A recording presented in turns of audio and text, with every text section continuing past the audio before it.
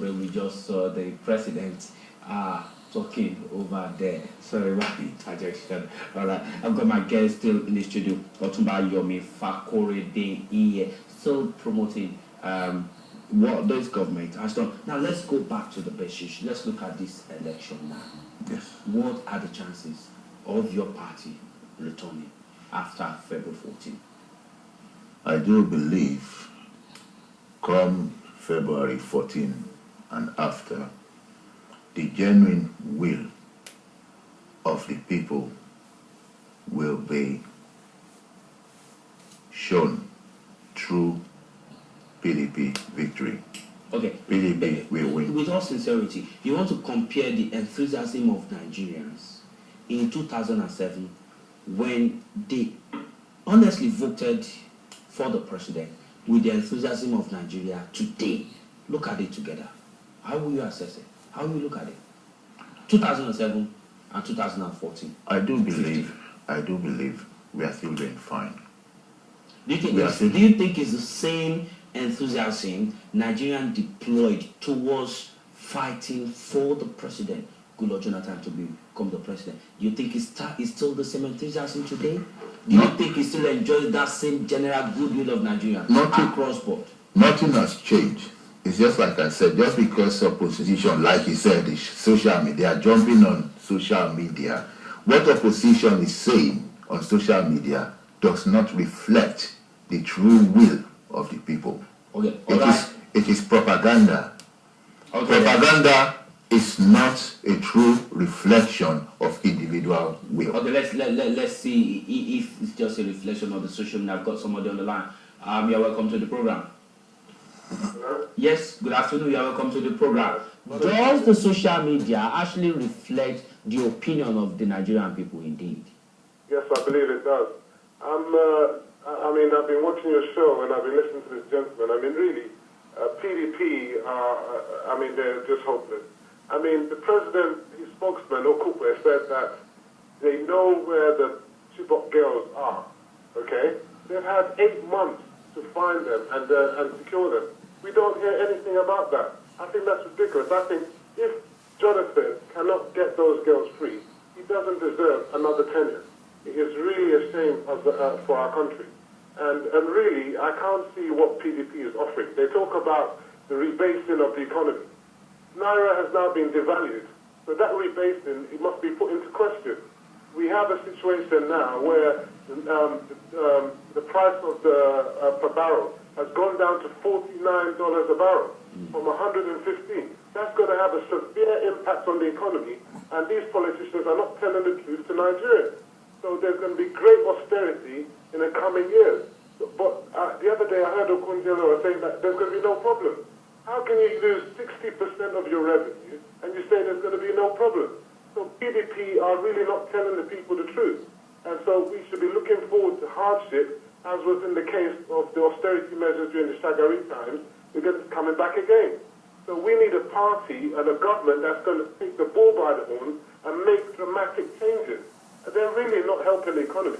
I mean, to be quite frank, they've had in 16 years, or however many years it is, to do something serious in the nation, and they haven't performed. Okay, I'm sorry I didn't ask for your name before we started this conversation. Your name is? Femi, okay. Okay, Femi, okay. Now let's look at the district. Everybody has been saying, look, the major problem against this government has been the issue of corruption and security. Now let's say, for instance, let's assume General Muhammadu Buhari wins the election and then is able to tackle corruption. What impact will that have on the economy and on the social well-being of Nigeria? I think and will he be able to tackle corruption indeed? I think he has good pedigree. I mean, I know the chap there was talking about, the guy was talking about Buhari and the 2.8 billion in 1978 or 79. But since then, when he was in government, they set up the war against this indiscipline. They challenged a lot of people from the Second Republic, the Shagari time, were in prison. So people could see the impact of the government on corruption. So he has got a track record of being able to challenge corruption, and most likely will put in measures in place to tackle the corruption from the bottom to the top and from the top down. So when you've got the feeling that the leader himself is a man of integrity, I think that will filter down to everybody else. And if he puts in place measures, EFC, to be quite frank, is not even effective anymore. So we need to have a situation where it is effective. And people who have been seen to be corrupt are challenged, and taken to task, which is not happening at this time. Okay. People had a lot of goodwill for Jonathan when he first came in. Absolutely. They thought he was going to change things around. But unfortunately, he has fallen by the wayside and has become, to be quite frank, a lame duck. And he needs to pull himself out of the situation. Femi, can I ask you, the issue of dealing with corruption, is it a case of an individual that occupies the presidency, or a case of the structure not being there? Because even anybody who becomes the president, the prime minister of the United Kingdom, there's a structure there. You cannot fall below that structure. Once you fall below the structure, you get into trouble. Is it about Nigeria not indeed having the structure, or is it about the individual occupying the presidency? Well, you're quite right. It's not solely down to the individual, but leadership does count. And if you have good leadership, it can have a major impact. And really in Nigeria, corruption, people say that it's a dirty, indisciplined and corrupt place. Now, is that a perception? Is that an observation? Or is that reality? You understand? So at the end of the day, it is part and parcel of corruption is in every society. And it needs to be stamped out. So the basic corruption that's in Nigeria is down to the low wages or the lack of wages, that's happening for a lot of, policemen that don't get paid, have to buy their uniform. So let me give another example. You've got a situation where soldiers are dying on the behalf of the government, fighting Boko Haram. They're not acknowledged in Nigeria. In the UK, when a soldier died in Iraq, you see how the media, puts them in the forefront. They have a national memorial and everything, and the soldiers are there and everybody's there. We don't have that situation in Nigeria. They don't value anything, to be quite frank. And this starts from the top. So if this person at the top puts in place systems for people to acknowledge their statehood and, value the people who are there at the grassroots, at the bottom, working their damnedest for the country, then I think things can change. And they will change. I mean, you can't have someone like Goodluck always smiling all the time and just to say, there's no problem in Nigeria. There are big fundamental problems. And he's not acknowledging it. And the guy you got there is not telling the truth. So he should be telling the people that, look, there are problems, and these are how we're going to solve those problems. Not trying to make it like we are now the giants of Africa. It's a complete fallacy. I came from Nigeria the other day. If you see the disgrace at the airport, I took my kids there for the first time, and it is a complete shame. The airport is the first point of view for anyone coming to the nation. And if they can't see that, so when you come into the country, the first thing you see is chaos. Everything falls by the wayside. So that's what I'm trying to say. So like you said, or someone said, these people can't say they're not going to the airport. Do you know what they do? They get inside their vehicles and have their alarms ringing and go to the front. And they reject everybody else, and they don't care. The people are living in glass houses and they don't care. So it's time to change that now. All right, Femi. Make a complete change in the whole setup over there. All right, Femi, thank you so much for calling on the program today. We appreciate your time and call. All right. A whole lot of issue. I mean, that's been a call against the systemic failure of your party in the last 16 years. We are not even talking about President Goodluck Jonathan now. We are talking about PDP party. Systemic failure that has trickled down to even the ordinary cleaner on the street of Lagos, who is supposed to be doing his job, will be looking for a tip-off. That's a systemic failure, both in the presidency, in the legislative, in the judiciary, and even on the streets. Right. And it's under the watch of your party.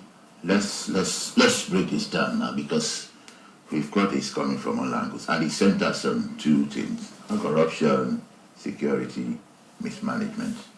And systemic failure. Let's put it that way. Right. You present to me as if this just sprang up in the last few years. This has always been the problem. But is 16 years not enough for anybody to lay a good foundation for any good society? And I do believe, if you want to build a house, is 16 years not enough for you to lay the foundation? If PDP has put in place solid foundation in the last 16 years, would we be talking about this decadence in Nigeria? The foundation has been laid already. it is continuity that we want. Okay. All these people that are shouting for change, I can assure you, there can be change for the worse. We are talking about corruption. At least we've had instances where people have been taken to court, prosecuted, and convicted for corruption at the federal levels. We all know that. I'm not going to go into details. APC has been Lagos State has been an APC stronghold for the last 16 years. Can anybody hearing me now tell me one instance where an individual was prosecuted for corruption? Has APC not been in charge of Lagos State for 16 years? Nothing has happened. So that is why I say all these double standards, these things didn't just happen overnight. They took 54 years to happen. Part of the problem was due to military... You think 16 years is not enough to try to correct the maladies? 16 years is enough to build the foundation, which we have set. Foundation. We're not even talking about building Nigeria. Building the foundation is there. Continuity is required. Okay, right. Continuity is required. Yes. Foundation. Okay, let me turn to my call. I've got some of the